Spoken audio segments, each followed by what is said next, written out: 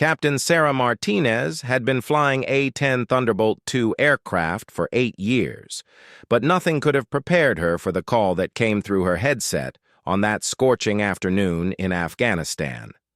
The radio crackled with urgency as the mission briefing unfolded in her cockpit high above the Hindu Kush Mountains. 381 Navy SEALs from multiple teams had been conducting a massive joint operation against a Taliban stronghold in the Kunar province. What started as a routine search and destroy mission had turned into a nightmare when intelligence reports proved catastrophically wrong. Instead of facing a small group of insurgents, the SEALs found themselves surrounded by over 2,000 heavily armed Taliban fighters who had been lying in wait.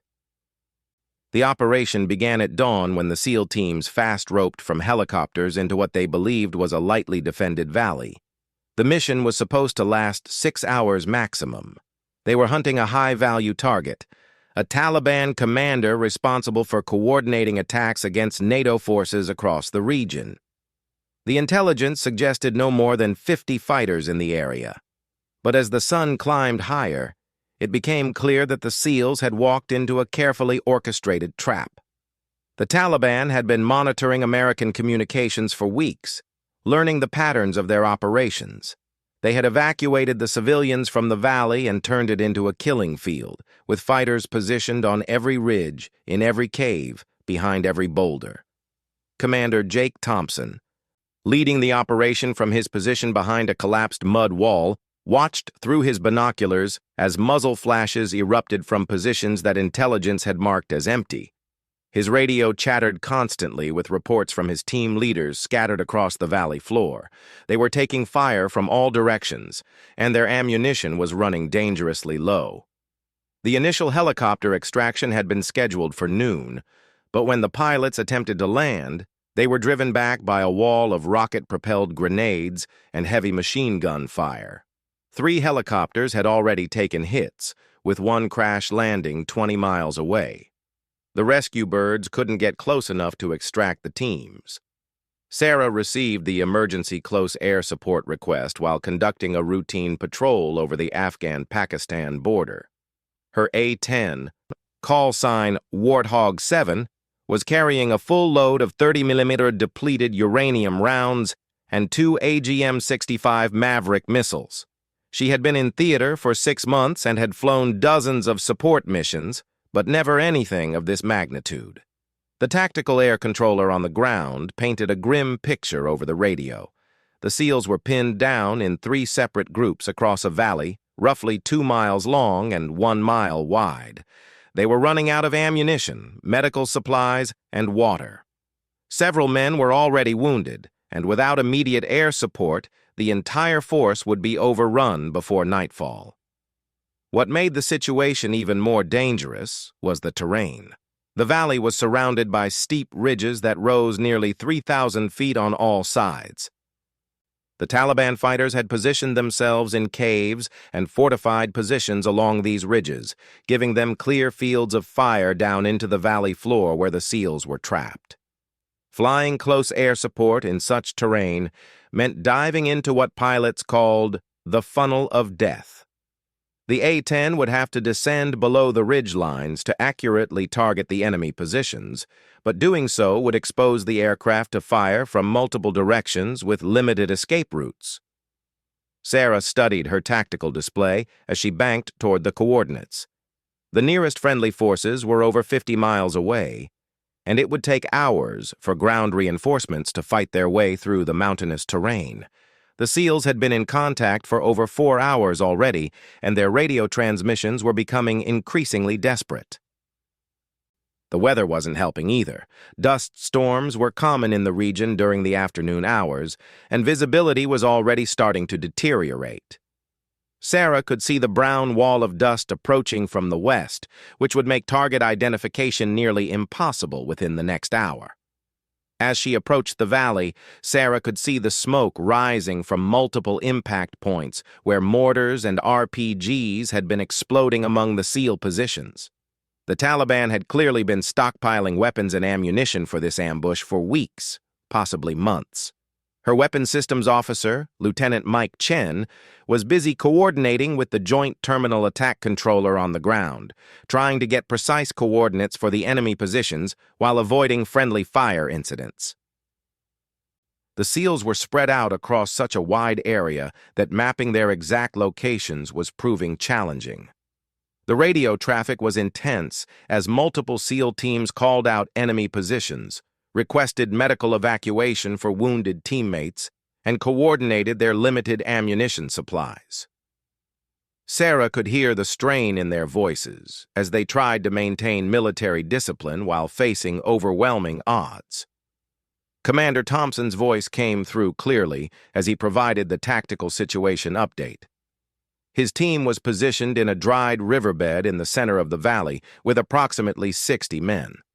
They were taking fire from elevated positions on 3 sides and were down to less than 30% ammunition. 2 men were critically wounded and needed immediate medical attention. The second group, led by Lieutenant Commander Rodriguez, had taken cover in a bombed-out village on the eastern side of the valley. They had 85 men and were in slightly better defensive positions, but they were also running low on ammunition and had several wounded who needed evacuation.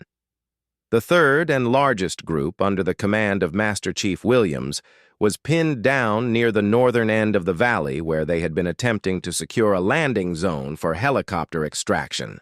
They had 136 men, but were taking the heaviest fire because their position was the most exposed.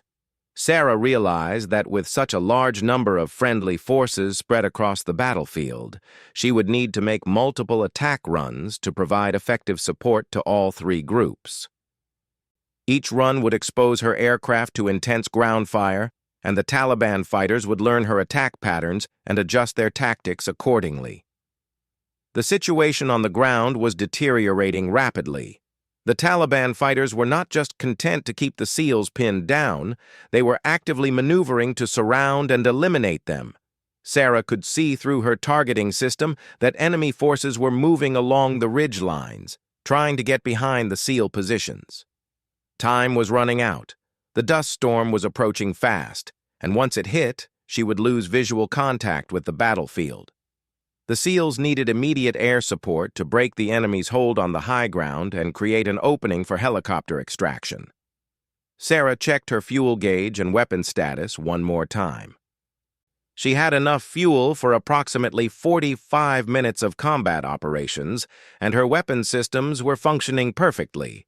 But she knew that once she entered that valley and began her attack runs, she would be committed to seeing the mission through to the end, regardless of the risks. The radio crackled again with Commander Thompson's voice, more urgent now as he reported that Taliban fighters were advancing on their position under cover of mortar fire. The SEALs were about to be overrun, and Sarah was their only hope for survival. She pushed the throttles forward and dove toward the valley, knowing that she was flying into one of the most dangerous close air support missions ever attempted. 381 American lives depended on her skills, her courage, and her willingness to risk everything to bring them home. Sarah's A-10 screamed down into the valley at over 400 miles per hour, the twin engines roaring as she descended below the ridge line into what every pilot feared most, a shooting gallery with enemies on all sides. The moment her aircraft appeared below the mountain peaks, the entire valley erupted in a symphony of gunfire directed at her aircraft. Tracer rounds streaked past her canopy like deadly fireworks as Taliban fighters on the ridges opened fire with everything they had. Anti-aircraft guns, heavy machine guns, and assault rifles all turned their attention to the lone American warplane that dared to challenge their ambush. Sarah could hear the distinctive crack of bullets passing close to her aircraft as she lined up for her first attack run. Her targeting system locked onto a cluster of enemy fighters positioned in caves along the eastern ridge who had been pouring fire down onto Lieutenant Commander Rodriguez's group. Sarah squeezed the trigger, and her 30mm Gayu-8 Avenger cannon roared to life, sending a stream of depleted uranium rounds into the cave openings at nearly 4,000 rounds per minute. The effect was devastating. Massive chunks of rock exploded from the cave mouths as the heavy rounds tore into the Taliban positions. Secondary explosions indicated that she had hit stored ammunition, and the volume of fire from that section of ridge dropped significantly. But her attack had also revealed her position to every enemy fighter in the valley.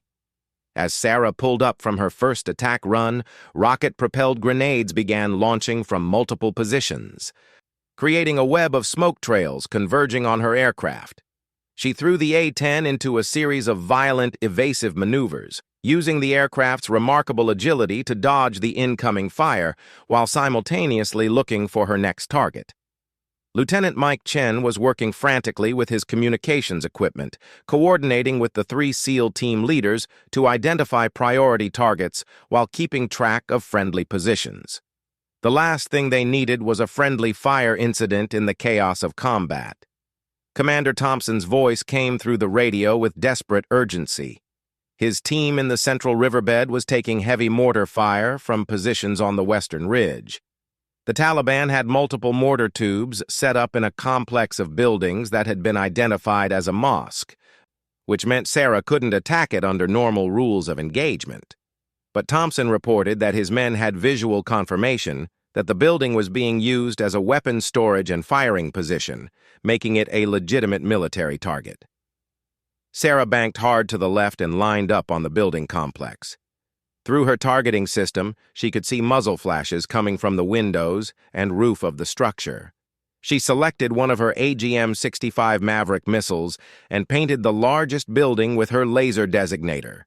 The missile streaked away from her aircraft and impacted the building with tremendous force, collapsing the entire structure and silencing the mortars that had been terrorizing the SEALs in the riverbed. But the explosion also kicked up a massive cloud of dust and debris that reduced visibility across the battlefield. The Taliban fighters were adapting quickly to her presence. Instead of maintaining fixed positions that were vulnerable to air attack, they began moving constantly, firing a few rounds and then relocating before she could target them effectively. This guerrilla tactic made her job much more difficult and dangerous. Master Chief Williams radioed from the northern position that his team was under assault from Taliban fighters advancing across open ground. This was exactly the type of target that the A-10 was designed to destroy. Sarah rolled into a steep dive and opened fire with her cannon, walking the deadly stream of rounds across the advancing enemy formation. The effect was horrific. The 30mm rounds tore through the Taliban fighters like a scythe through wheat, stopping their advance cold and sending the survivors scrambling for cover. But Sarah's attack run had taken her dangerously low, and as she pulled up, multiple RPGs exploded around her aircraft. She felt the A-10 shudder as shrapnel peppered the armored fuselage. Warning lights began flashing on her instrument panel, indicating damage to her hydraulic system. The aircraft was still flying, but she had lost some control authority, and her fuel consumption had increased due to damage to the fuel lines. The dust storm was approaching rapidly from the west, and Sarah knew she had perhaps 15 minutes of visibility remaining before the battlefield would be completely obscured. She needed to inflict maximum damage on the Taliban positions before the weather forced her to break off the attack. Lieutenant Commander Rodriguez reported that his eastern position was relatively secure following her earlier attack on the cave complex, but Commander Thompson and Master Chief Williams were still taking heavy fire from multiple directions. Sarah decided to focus her remaining attacks on the threats to these two groups. She selected her second Maverick missile and targeted a building complex on the western ridge where Taliban fighters had established a heavy machine gun position that was raking Thompson's riverbed position with devastating fire. The missile impact collapsed the building and eliminated the machine gun threat, but immediately drew intense fire from other positions along the ridge. Sarah's fuel gauge was dropping rapidly due to the damage to her aircraft and the high fuel consumption of low-altitude combat flying. She estimated that she had perhaps 20 minutes of flying time remaining before she would be forced to return to base, leaving the SEALs to face the Taliban assault without air support. The radio chattered constantly with updates from the SEAL positions. Medical supplies were running critically low, ammunition was nearly exhausted, and the Taliban fighters were regrouping for what appeared to be a final coordinated assault on all three positions simultaneously. Master Chief Williams reported movement in the hills to the north, indicating that Taliban reinforcements were arriving to join the battle. Sarah's heart sank as she realized that instead of breaking the enemy's will to fight, her attacks had only bought the SEALs a temporary respite. The Taliban force was larger and more determined than anyone had anticipated. Sarah made a decision that would define her career and possibly end her life. Instead of conserving her remaining fuel and ammunition for a safe return to base, she would expend everything she had in support of the trapped SEALs. She radioed her intentions to the tactical air controller and began her most dangerous series of attack runs yet. Flying just above the valley floor to stay below the worst of the anti-aircraft fire, Sarah began systematically attacking every Taliban position she could identify. Her cannon roared continuously as she made pass after pass through the gauntlet of enemy fire, each run bringing her closer to disaster, but also closer to giving the SEALs a fighting chance. The Taliban fighters were throwing everything they had at her aircraft. In addition to small arms fire and RPGs, they had brought up several 23mm anti-aircraft guns that filled the air around her A-10 with exploding shells. Sarah could feel the aircraft taking hits, but the A-10's legendary toughness kept her flying despite accumulating damage. Her weapons officer, Chen, reported that they were down to their last few hundred rounds of cannon ammunition and no missiles remained. The fuel gauge showed less than 10 minutes of flying time remaining, and multiple warning lights indicated serious damage to critical systems. But Sarah's relentless attacks were having an effect. The volume of fire directed at the SEAL positions had decreased significantly, and Commander Thompson reported that his team was preparing to move to a better defensive position now that the heavy machine gun fire from the western ridge had been eliminated. The dust storm finally reached the valley, and visibility dropped to nearly zero. Sarah was forced to climb above the dust cloud, effectively ending her ability to provide close air support. As she broke through the top of the dust wall, she could see that the sun was beginning to set behind the mountains. The SEALs were still trapped, still surrounded, and still fighting for their lives. Sarah had done everything she could with her damaged aircraft and depleted ammunition, but it hadn't been enough. The Taliban force was simply too large and too well positioned to be defeated by a single A-10, no matter how skillfully flown. As she turned toward her base with fuel running critically low, Sarah heard Master Chief Williams on the radio coordinating what sounded like preparation for a final stand. The SEALs were consolidating their three groups into a single defensive perimeter, combining their remaining ammunition for a last desperate fight against overwhelming odds. Sarah's instruments showed multiple system failures, and she wasn't even sure her damaged aircraft would make it back to base. But all she could think about were the 381 American warriors she was leaving behind in that dust-shrouded valley, surrounded by enemies who would show no mercy if they were overrun. The battle was far from over, and the most dangerous phase was yet to come. Sarah's damaged A-10 limped back to Bagram Airfield with warning lights flashing across her instrument panel and fuel gauges showing nearly empty tanks. As she touched down on the runway with her battle-scarred aircraft, she was already planning her next move. The SEALs were still trapped in that valley, and she wasn't about to abandon them to their fate. The maintenance crews swarmed over her aircraft the moment she shut down the engines, assessing the extensive damage from the Taliban ground fire. Chief Master Sergeant Rodriguez, the senior maintenance supervisor, shook his head grimly as he examined the bullet holes and shrapnel damage covering the fuselage. Multiple hydraulic lines had been severed, the fuel system was compromised, and there were over 40 bullet holes in the aircraft's skin. Under normal circumstances, the A-10 would be grounded for days of repairs before it could fly again.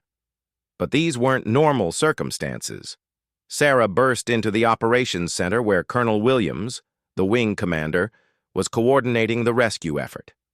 Multiple agencies were involved now, with Special Operations Command sending additional forces, but the earliest estimate for ground reinforcements reaching the trapped SEALs was 8 hours. The men wouldn't last that long. The dust storm had grounded all helicopter operations, and satellite imagery showed Taliban reinforcements streaming toward the valley from multiple directions. Intelligence estimates now placed the enemy force at over 3,000 fighters, all converging on the trapped American forces. Sarah's report of the situation was grim, but not hopeless. Her attacks had disrupted the Taliban assault and bought precious time, but the enemy was regrouping and preparing for a final coordinated attack that would come with nightfall. The SEALs had managed to consolidate into 2 defensive positions and were rationing their remaining ammunition, but they couldn't hold out much longer. Colonel Williams explained that 2 more A-10s were being prepared for immediate departure, but they wouldn't be ready for at least 90 minutes. Sarah looked at her maintenance chief and asked the question that would determine whether 381 Americans lived or died that night. Chief Rodriguez understood what she was asking before she spoke the words. His maintenance crews had been performing miracles all day, keeping aircraft flying under impossible conditions. He looked at his watch, calculating how much time they had before complete darkness fell over the valley. The chief made a decision that violated every regulation in the book but followed the higher law of never leaving fellow Americans behind. His crews would perform an emergency patch job on Sarah's A-10, focusing only on the systems absolutely essential for flight and combat. They would bypass damaged components, patch fuel lines with temporary repairs, and reload the aircraft with maximum ammunition. The aircraft wouldn't be safe by any normal standard, and there was a significant chance of catastrophic failure during flight. But it would fly, it would fight, and it would give the trapped SEALs one more chance at survival. As the maintenance crews worked frantically on her aircraft, Sarah studied the latest intelligence reports from the valley. The SEALs had lost contact with one of their groups during the dust storm, and radio communications were sporadic due to the mountainous terrain and enemy jamming efforts. What they did know was terrifying. Taliban fighters were massing in the hills around the valley in numbers that dwarfed anything seen in the region before. This wasn't just an ambush anymore. It had become a full-scale battle with strategic implications for the entire war effort. Sarah's radio crackled with a weak transmission from Commander Thompson. His voice was strained with exhaustion and pain as he reported their current status. The SEALs had consolidated into 2 groups, with his force holding the eastern position and Master Chief Williams commanding the western group. They had visual contact with massive enemy formations moving toward their positions under cover of darkness. The Taliban had brought up heavy weapons, including recoilless rifles and what appeared to be captured American equipment from previous battles. They were no longer content to simply pin down the SEALs. They intended to completely annihilate them and parade their bodies as trophies in the propaganda war. Lieutenant Commander Rodriguez had been wounded in the consolidation movement and was barely conscious. Several other senior leaders were also casualties, leaving the SEAL teams with a degraded command structure just when they needed leadership most. Chief Rodriguez signaled that the emergency repairs were complete. Sarah's A-10 would fly, but he couldn't guarantee for how long. The fuel system was holding pressure. The hydraulics had been jury-rigged, and the cannon had been reloaded with every available round on the base. She would have one chance to break the enemy assault, and it had to be enough. As Sarah strapped into her aircraft for what might be her final mission, she was joined by Lieutenant Mike Chen, who had volunteered to fly as her weapons officer despite the obvious dangers. Together, they represented the only hope for nearly 400 American warriors trapped in a valley that had become their potential grave. The takeoff was harrowing. The damaged A-10 wallowed down the runway, struggling to gain altitude with its compromised flight controls and patched systems. Every warning light on the instrument panel was flashing, and the aircraft felt like it was held together with determination and prayer. As they flew through the darkness toward the valley, Sarah could see the glow of fires on the horizon where the battle was raging. Radio transmissions were increasingly desperate, with both SEAL groups reporting that they were being probed by enemy forces testing their defensive perimeters. The Taliban strategy was becoming clear. They would launch simultaneous assaults on both SEAL positions just before dawn, when the Americans would be at their weakest after fighting all night. The coordinated attack would overwhelm the depleted SEAL forces through sheer numbers, ensuring that none survived to report the intelligence failure that had led to the ambush. Sarah's approach to the valley was different this time. Instead of diving straight into the enemy fire, she would use the darkness and the element of surprise to maximum advantage.